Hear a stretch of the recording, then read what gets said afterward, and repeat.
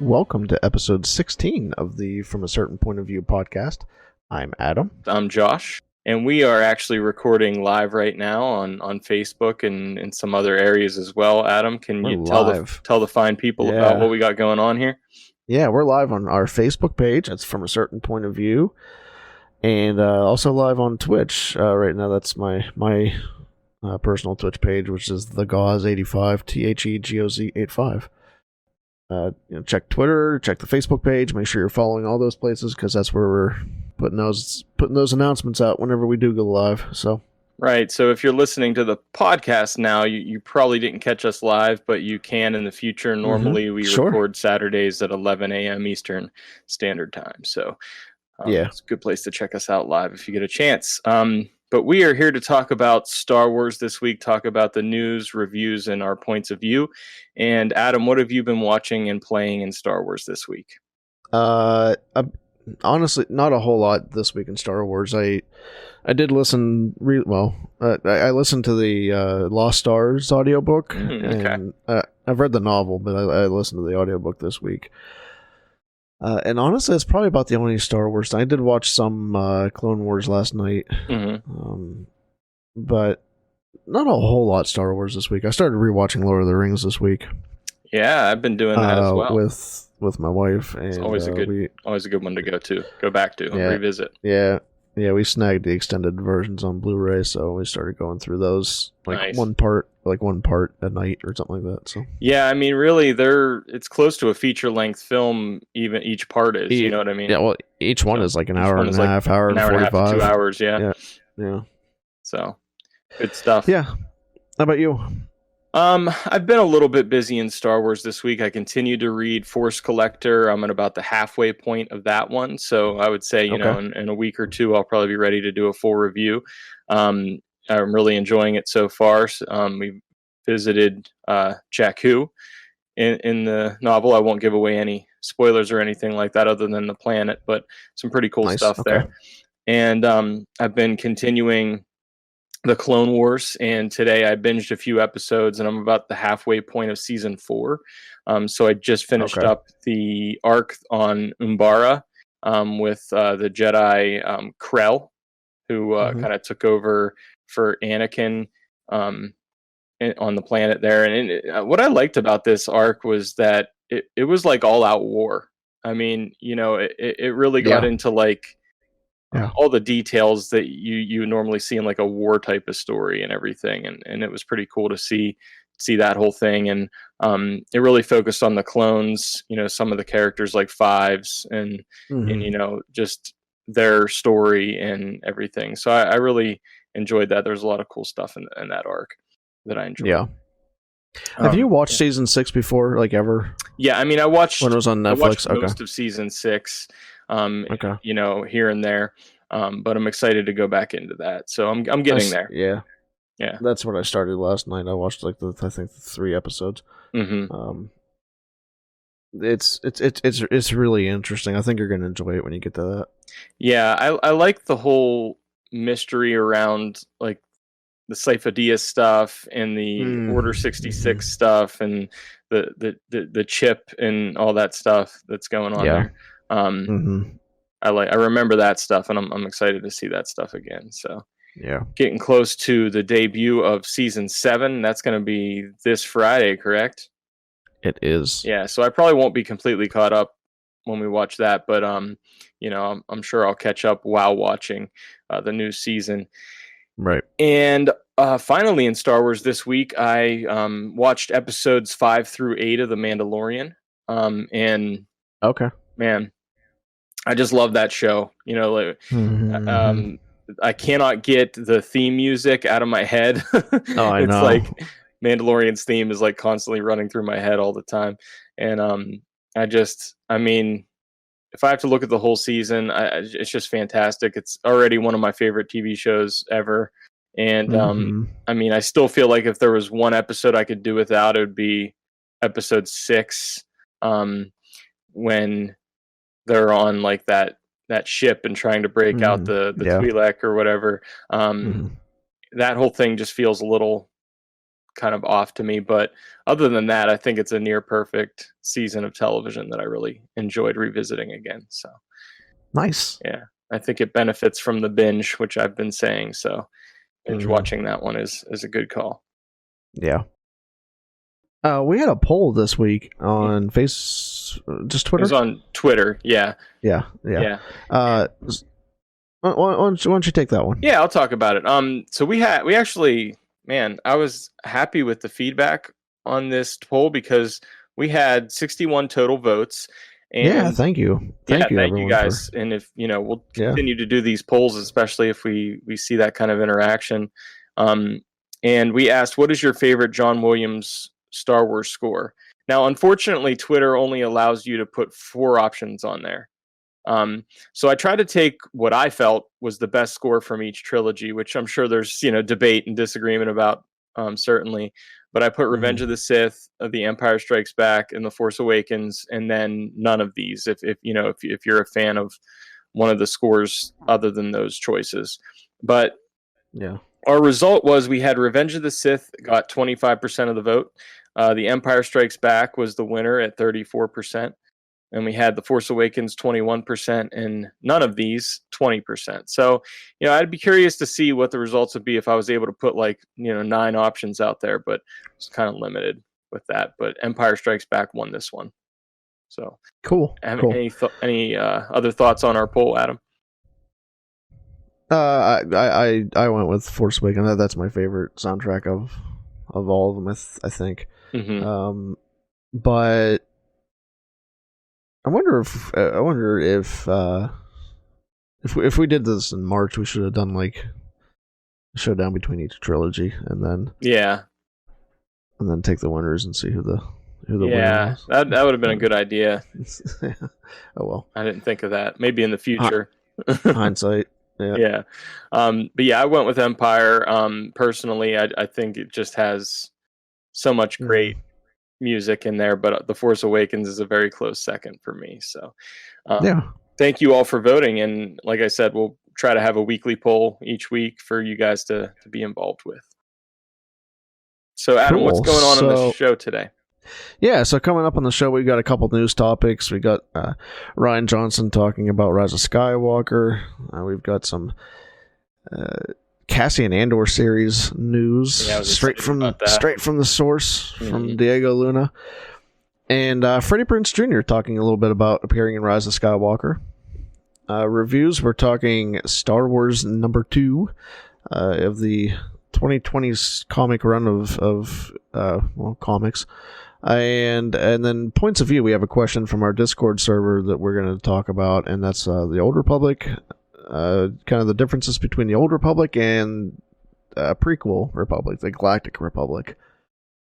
So at the end of the show, we also have some Trivia results. Make sure to stay tuned and see what the answer was, and if maybe you won. Yeah, find out if you won. Sounds like a great show, Adam. I'm excited about it. Let's dive into our news segment for this week. Let's do it.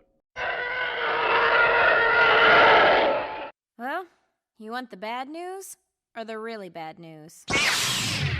All right, our first article this week comes from Empire Online, and I guess Rian Johnson spoke to MTV at the Oscars, and he was quoted as talking about The Rise of Skywalker, his reaction to it. And he said, "I had a blast, man.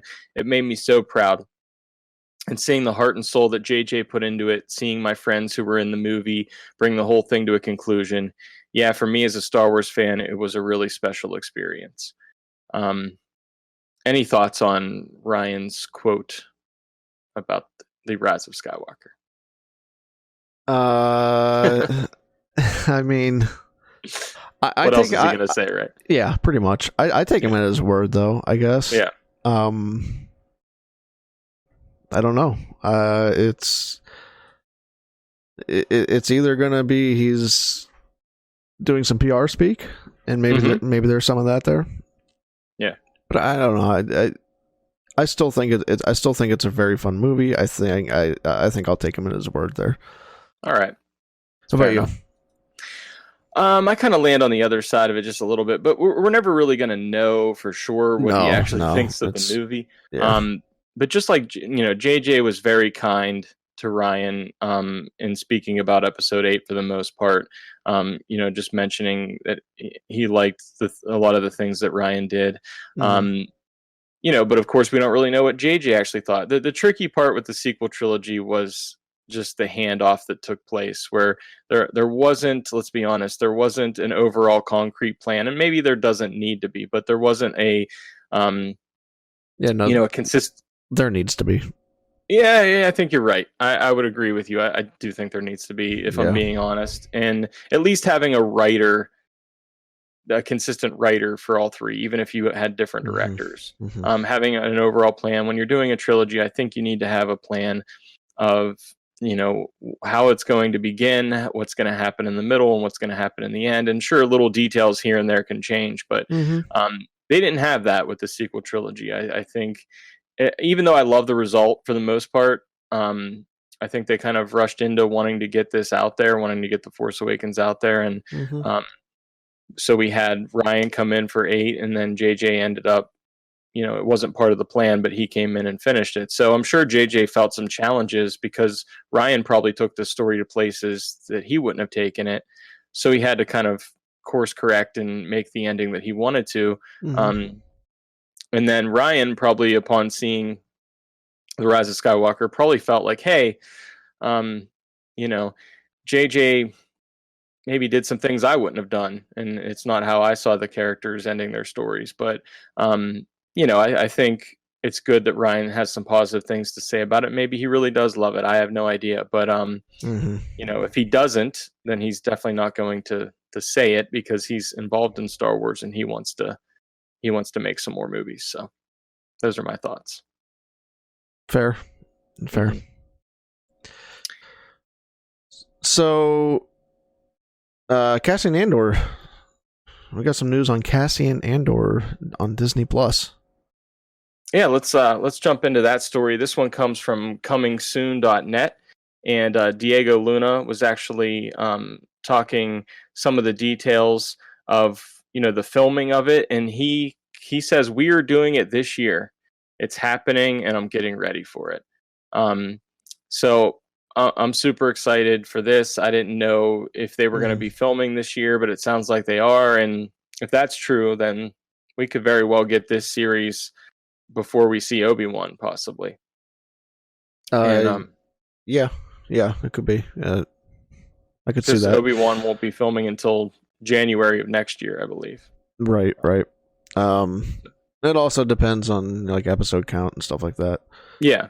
Because Obi-Wan being a mini series, which is 4 episodes, 4 or 6 episodes now. Somewhere, but I'm sure between 4 and 6. Yeah.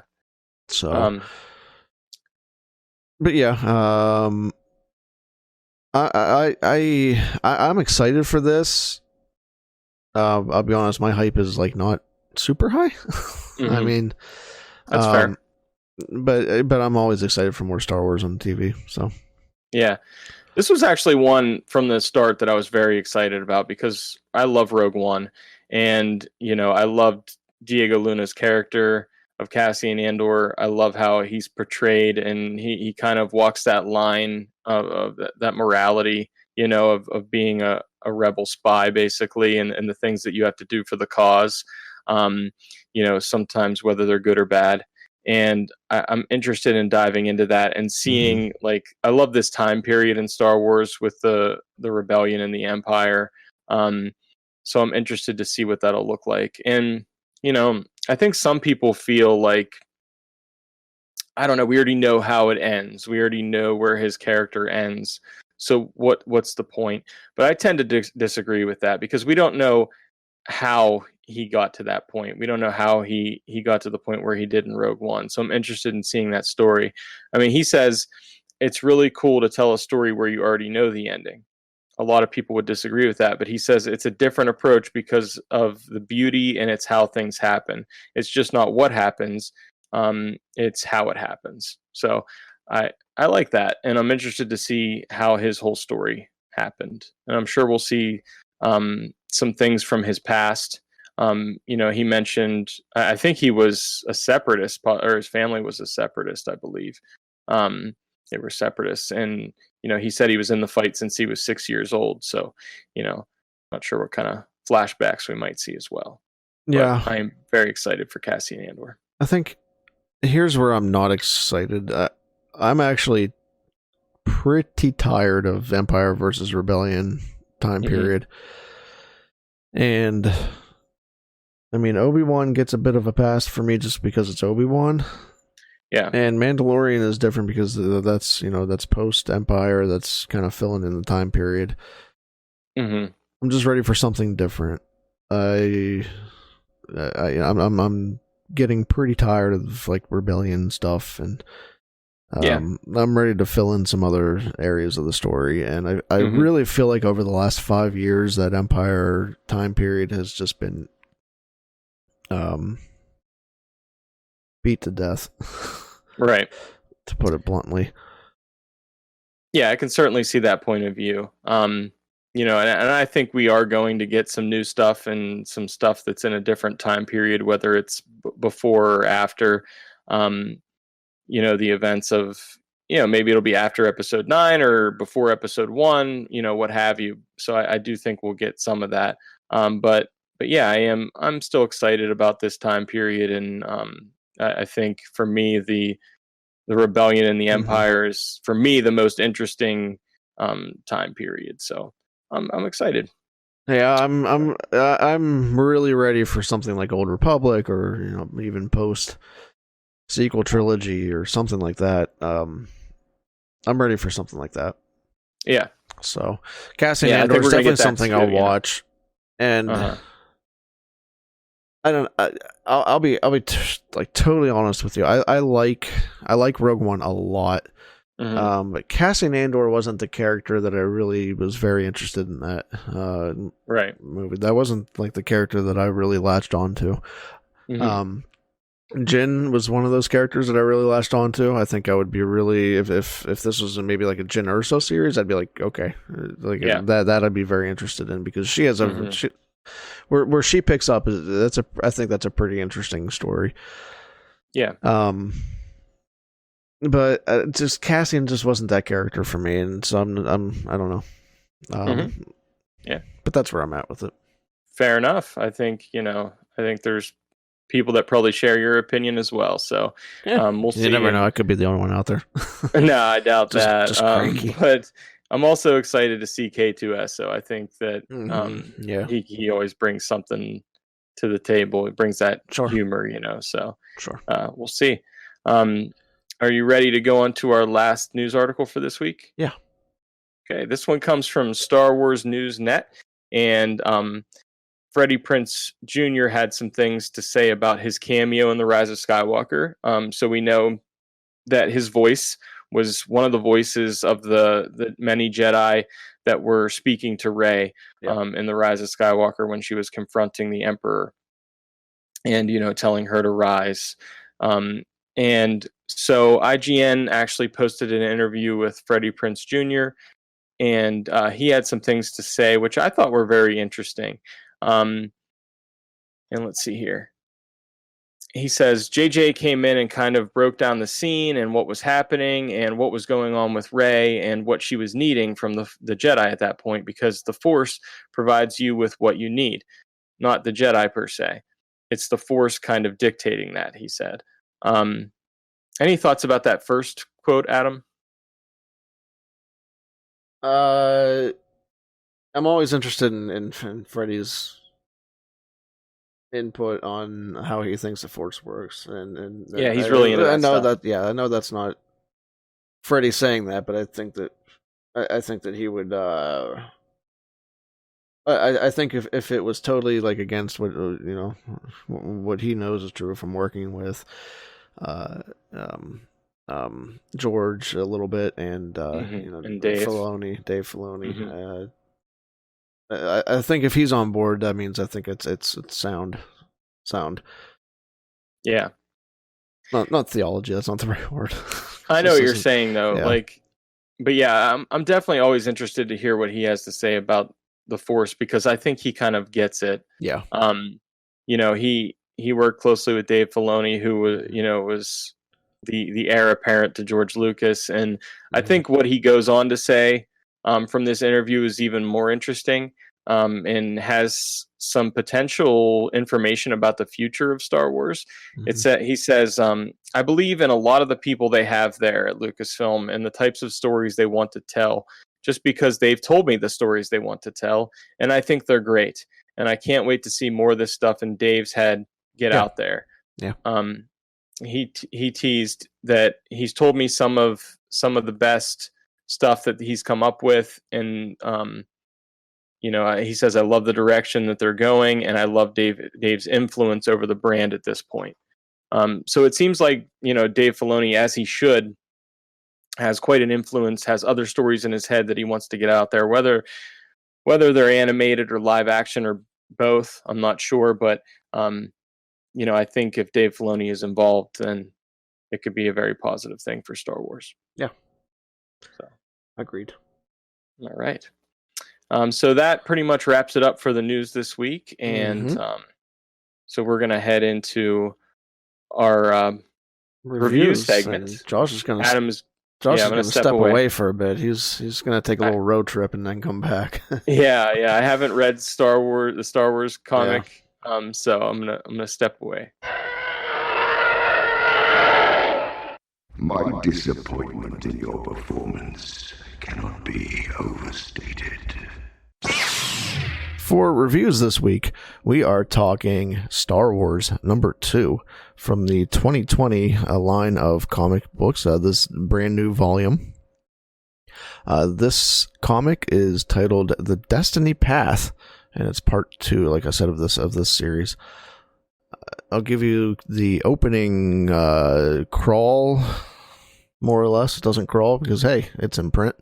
But this starts with the Rebel fleet has been scattered following the Battle of Hoth. So this takes place kind of right during the end events of Episode 5, and then this particular comic starts leading into that time period immediately after Hoth, after Episode 5. After losing Han Solo to Darth Vader's bounty hunter, Princess Leia Organa, Luke Skywalker and Lando Calrissian return from Cloud City aboard the Millennium Falcon to find a rebel fleet under attack. But Leia's daring plan allowed the fleet to escape. In the battle, a wounded Luke tapped deep into the Force to destroy an entire squadron of enemy fighters, and these are the events of the first issue of the comic. After learning that Darth Vader is his father, Luke now questions his destiny as a Jedi. And again, that was right as issue #1 ended. Luke was really questioning, like it said, whether he was fit to be a Jedi, learning that his father was Darth Vader. So, issue #2 picks up with Lando, Leia, and Chewie and Luke in the Falcon, and kind of deciding how and who is going to be going after Han.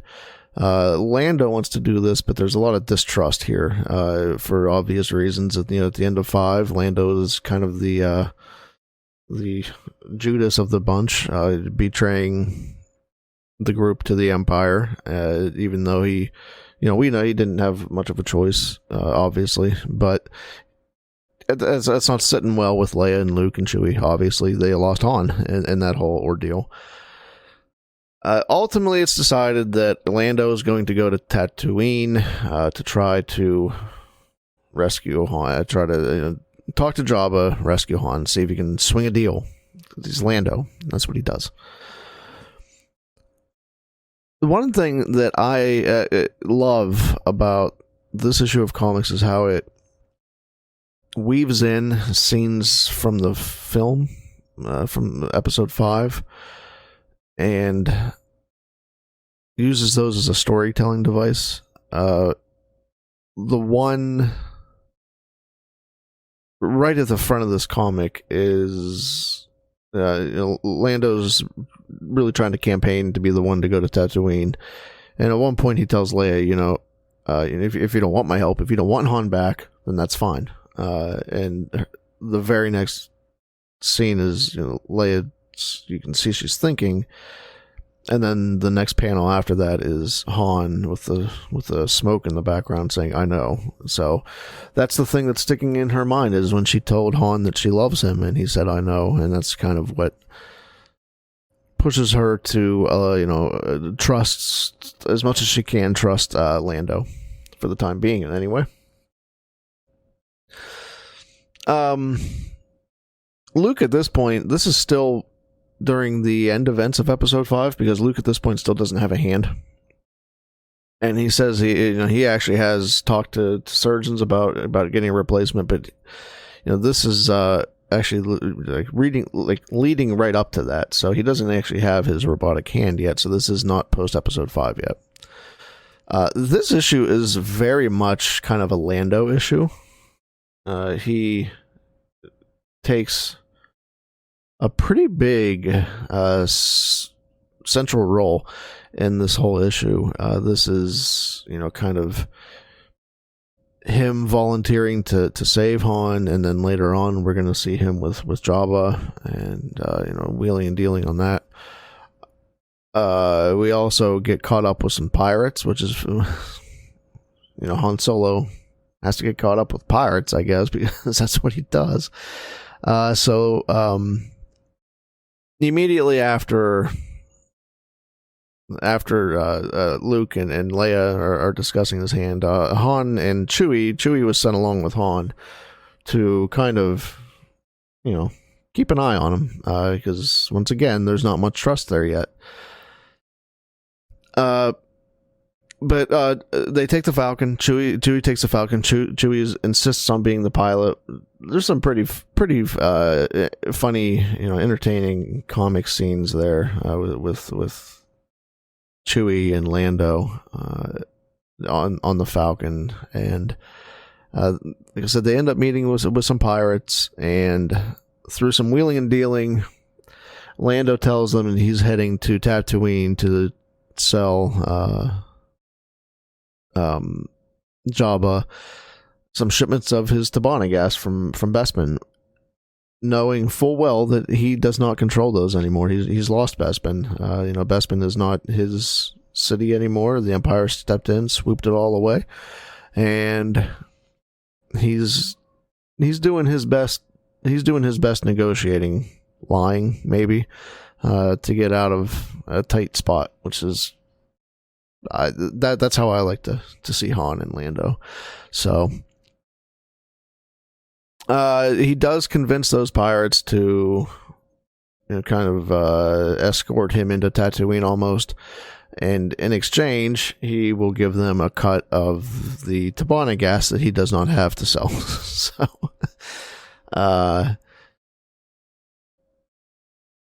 following this, we have a little interlude almost with the remaining part of that rebel fleet that was with Leia at the end of issue 1.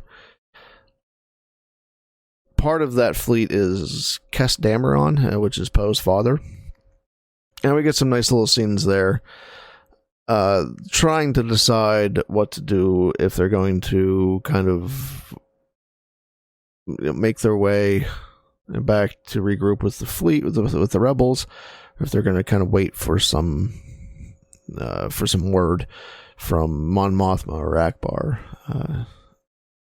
After that, we transition back to Tatooine. Lando is in Jabba's palace. He's talking with some of the patrons there, we'll say. He's trying to track down either Boba Fett, because Boba Fett actually has Han at this point. He has not delivered him to Jabba yet. Or if he can't, then he's going to be, trying to deal with Jabba to cut some type of deal here. He is then granted audience with the great Jabba the Hutt. And he doesn't have much to offer, and he offers the what he offers at first is to give Jabba the lowest prices on Tabana gas that he'll ever get, if he can help get Lando back to Bespin. That kind of goes south. Jabba says that the Empire's already given him that deal, and he says that that the rebellion is over. So we cut away from Lando at that point. We go back to Leia and the group of rebels, Castamron and the bunch, and they've decided that they don't want to hide. But then, and I think this is going to be important, but this is where we get some High Republic discussion. I kind of think that this is going to come back into play. What we find out is that during the time of the High Republic, the Outer Rim was very hard to navigate. What do I want to say? The navigation wasn't as easy back then as it is during the time of the rebellion. And one of the things that happened was that they, of course, because this is Star Wars, they constructed a huge space station, because that's what happens. And they placed this space station in the center of the dark zones, what they called the dark zones, and it sent out, it was kind of like a homing beacon. And if you've seen The Rise of Skywalker, I think you kind of know how these work. It's kind of what the fleet used to navigate themselves out of Exegol, more or less, a beacon like that, so that they have something to set their sights on, for lack of a better term. And we find out that this station was called Operation Starlight. So I think we're going to come to learn more about our Operation Starlight. We cut at this point back to Lando, and Lando's in some trouble because his deal has gone south, and the Gamorrean guards have drawn weapons on him. He's just not in a good spot right now. But what he actually ends up offering is, he tells Jabba he has friends in the rebellion now, and he can offer information as he learns it. So he's offered to give up secrets on the rebellion, and at this point we cut back to him in the Falcon with Chewie, flying back to meet up with Leia and the rebels. And this is interesting. He tells Chewie that Chewie can just drop him off on any planet if he wants. He says that he's no good to the rebellion, and he doesn't think they want him around. But we know he's cut this deal, and so I think the question becomes: is what are Lando's intentions here? Does he ever really intend to betray the rebellion? Or if the opportunity comes up for him to get back to Bespin, and would he do that? I think that's the main question here. Was this a negotiating tactic, or is this him trying to get back to his business? So, interesting, I think. An interesting aspect of this comic, I think. We have a scene here with Lando and Luke, and again, Lando's kind of the Lando's kind of the Finn here. He's trying to run. He asks Luke then to take him back to Bespin. He's trying desperately to get back to Bespin, and he says that he knows what happened to Luke's lightsaber. He says he knows if Luke can get him back to Bespin, if he can tell the rebellion that he needs to go to Bespin, he needs Lando to go with him. Lando can get him back his lightsaber.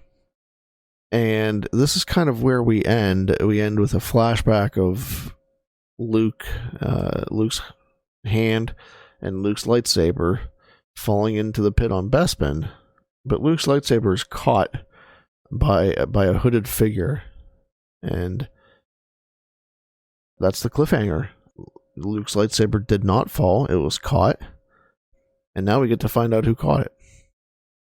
So that was Star Wars number 2. I really enjoyed this comic. I loved the Lando parts. I think this is kind of Lando at his best.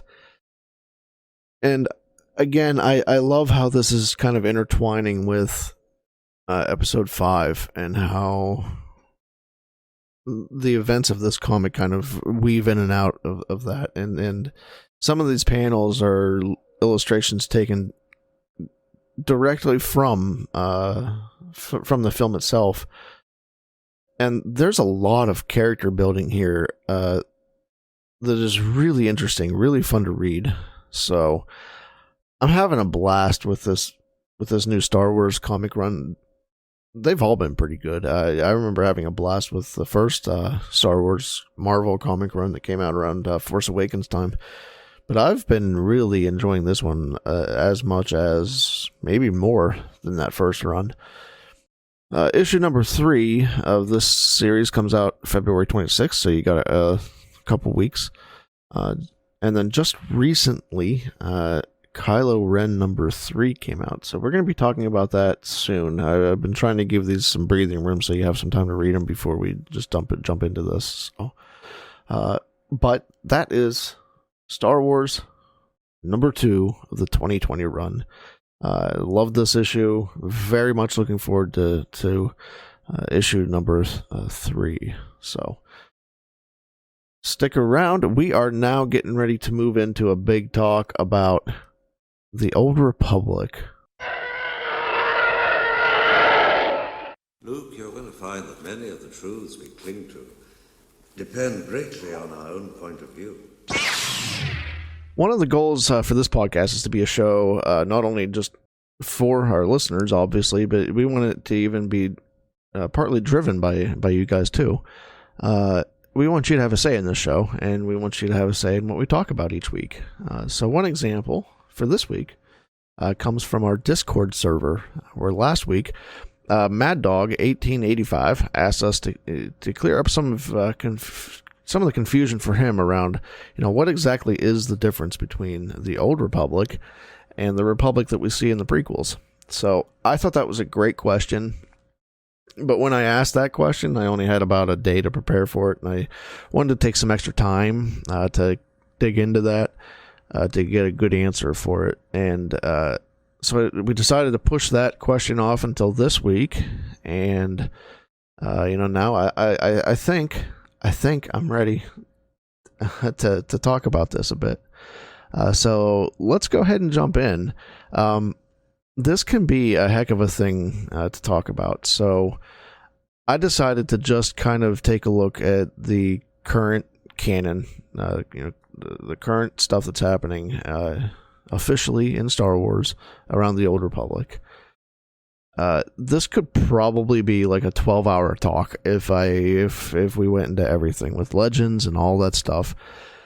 And I think one day I would like to start talking about Legends, but Old Republic in Legends was just huge. It's vast.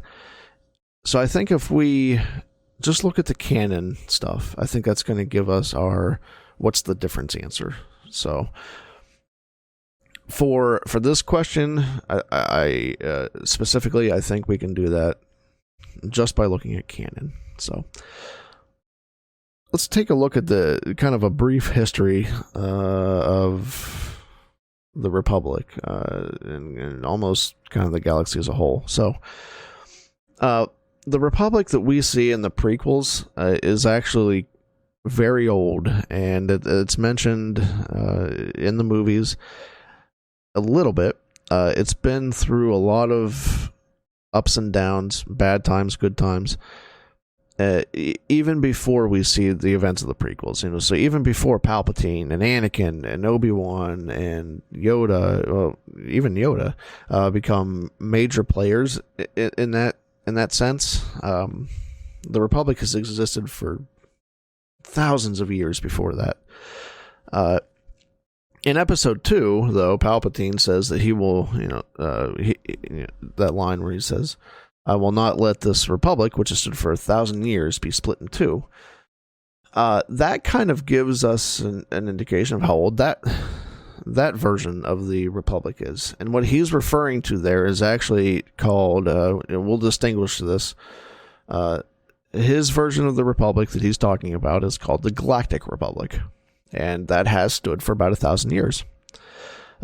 So at that point in time, it's about 1,000 years old. It rose from the shambles of the Old Republic after that republic fell into tough times, disrepair, due to long and drawn out wars with a number of different factions. Some of those being Zygerians, Mandalorians, and of course the Sith. So we'll talk about that a little bit here, but I want this to try to be like a Republic-focused history. So we could dive into Jedi and Sith, and maybe we'll do that one day. So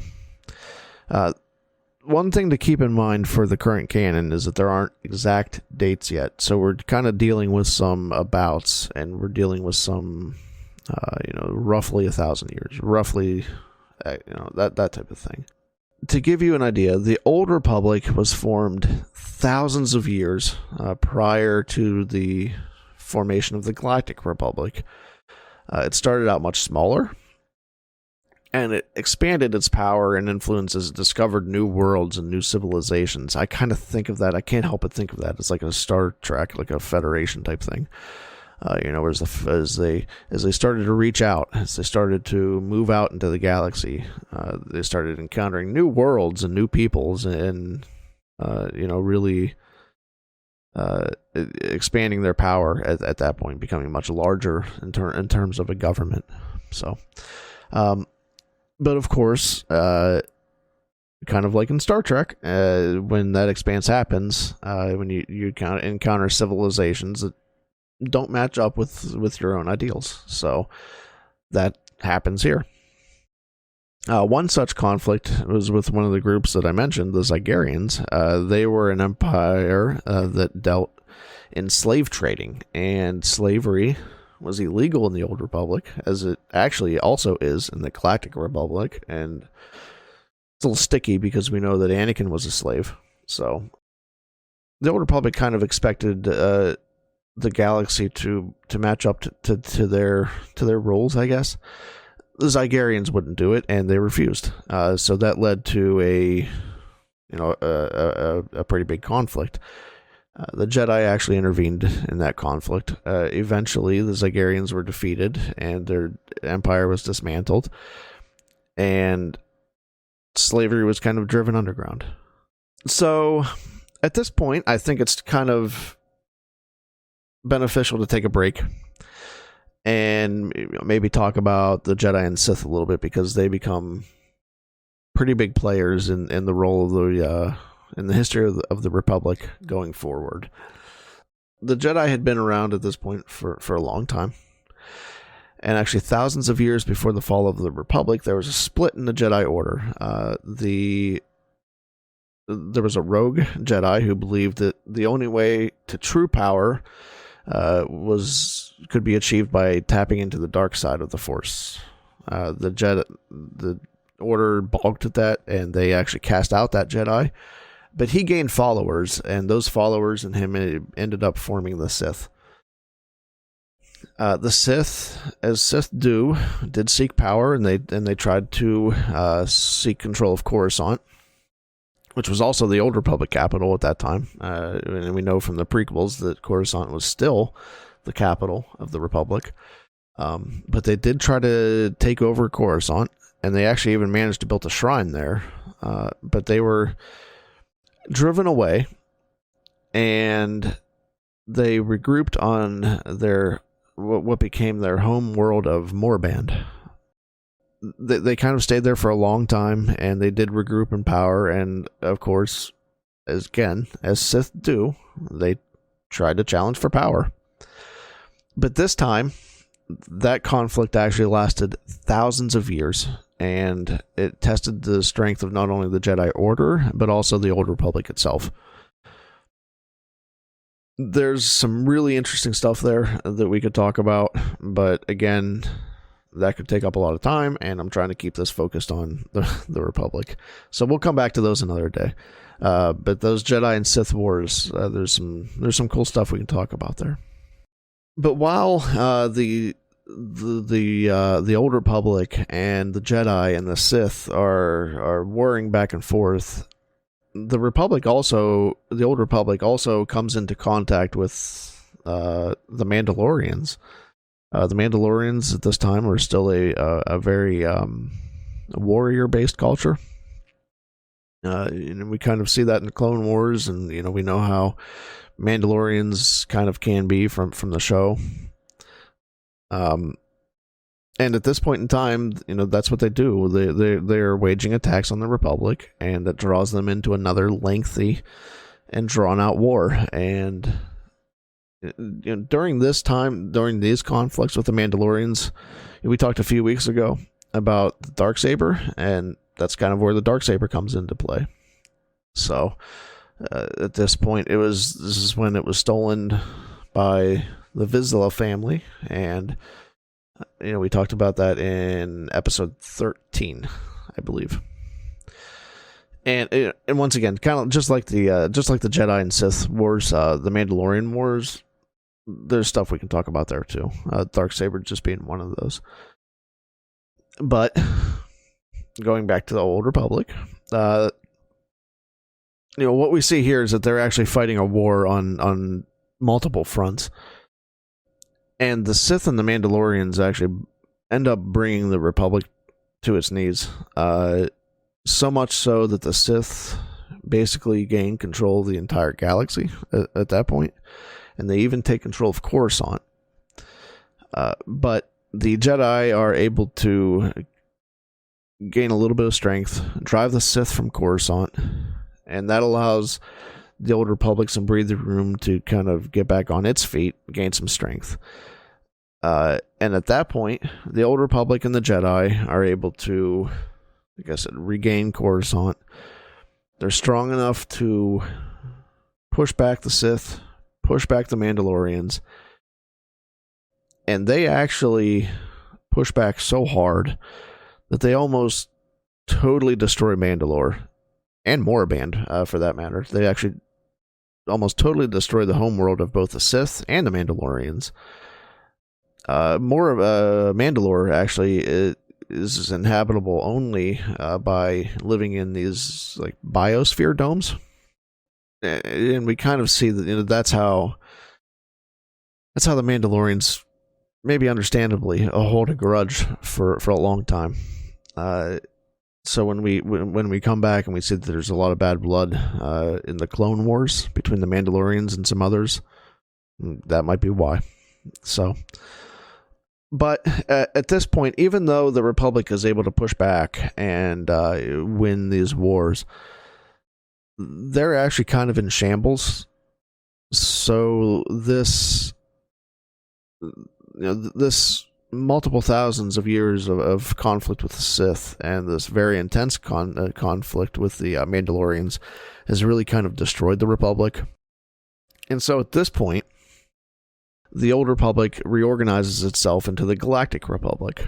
And this is the version of the Republic that we see in the prequels. And from this period on, up until the formation of the Empire, becomes known as a Great Peace.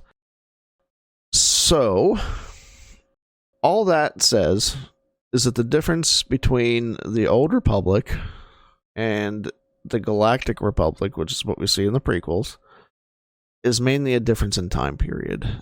The Old Republic exists roughly about 1,000 years and before the formation of the Galactic Republic, and then the Galactic Republic exists about 1,000 years before the Empire, and then right up to the creation of the Empire. So if you're looking at the difference, you're mainly looking, like I said, at a difference of time periods. We talked a little bit in the last segment about the High Republic, and from what we know of so far, it seems like the High Republic is a period of time during the Galactic Republic.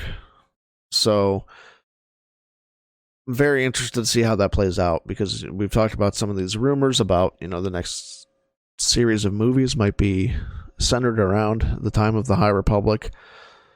So, very interested to learn more about that, and I hope that we do soon.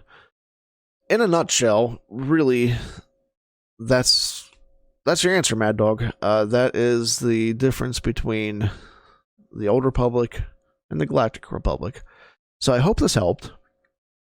For everyone out there, though, don't be afraid to ask these questions. I had a blast looking up this stuff. I actually read up a whole thing about this, and that's kind of what I've been basing my talk off of this morning. I've had a blast researching this and giving you an answer, and I want to reiterate, we talked about this a few weeks ago, but there's no question too basic for me to dive into an answer, and I know that Josh has mentioned this too. Josh and I both, we just love Star Wars, and we love helping people along and explaining things and doing all of that type of stuff. So, if you have any questions out there, reach out to us. We have the Facebook page, we have a Discord server, we have Twitter, we have an email address, and all those links come up at the end of the show and in the very next segment here. And we would love to hear from you.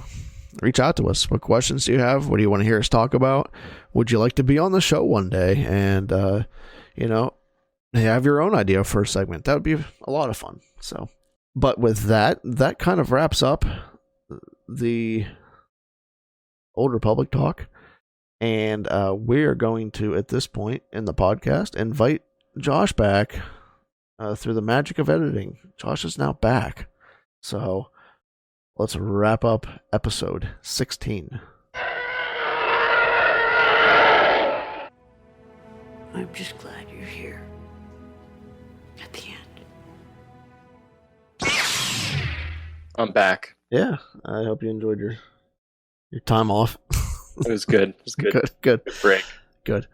So we have some Trivaway results for you. We have an answer and a winner. So Josh, since you asked that question, you have the prize to give away. Why don't you go ahead and give us the answer to last week's Trivaway? All right. So last week's Trivaway, I was about to say trivia, but it's Trivaway question. Yeah. Was which Star Wars movie score did John Williams win an Oscar for? And the answer to that question was the original Star Wars, A New Hope. And the winner of this question will receive this BD1 pin from Star Wars Celebration. Pretty cool. Absolutely. Adam, do you want to tell us who the winner was? Yeah, I won because I want that pin. You won. No, I didn't. Congratulations. I'll bring it to your house. Okay. The winner is the Star Bores podcast, and that's at Bores Star on Twitter, at BORES Star. All right, congratulations. Yeah. So thanks again for tuning in for episode 16 of From a Certain Point of View.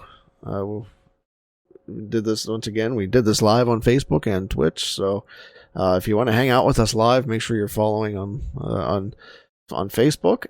Facebook is the page is From a Certain Point of View. Twitch, we do this live on twitch.tv/THEGOZ85. Make sure that you are subscribing if you're listening to this, just streaming it or listening live. Make sure you also subscribe on your favorite podcatcher. And if you happen to listen on iTunes, or if you just have iTunes maybe installed on your PC, look us up and give us a review, because that really helps us. Helps us in rankings, helps us get out to more people, and get the show out there. Check out the website from a certain point of view.com, where we're always doing some type of blogs or things of that nature. It also gets you to our links to all of our socials and links to all of the podcast services that we are a part of. Follow us on Twitter at CertainPOVPod. The Discord server, links for that again is on the website and always in the show notes. We've had a lot of fun on the Discord server this week. We've had we got some brand new custom emotes that you can use in our Discord server. Some of those are drawn by yours truly. So yeah, those are great. My favorite's definitely McClunky. Yeah, we did McClunky this week. We did This Is the Way. Is the way. Mm-hmm. And I did a Porg, like an LOL, Porg where he's laughing. So it's fun stuff. And if you join the Discord server, you can hang out with us there. We're always talking about we can talk about anything. They're not just Star Wars. So, and then email at certainpovpod@gmail.com. And Adam, I just wanted to mention that for our next Trivaway question, the prize will be actually a Purge Trooper from Jedi Fallen Order. This is another pin from Star Wars Celebration that features awesome. the Purge Trooper from Fallen Order. And if you're listening to this, the Purge Trooper is the black outfit with kind of like the red visor and kind of the red accent colors and stuff. Mm-hmm. Really cool looking pin. Yes. So be on the lookout on the Twitter and Facebook pages for the Trivaway question. Make sure you enter by answering correctly and sharing the posts and sharing the tweets.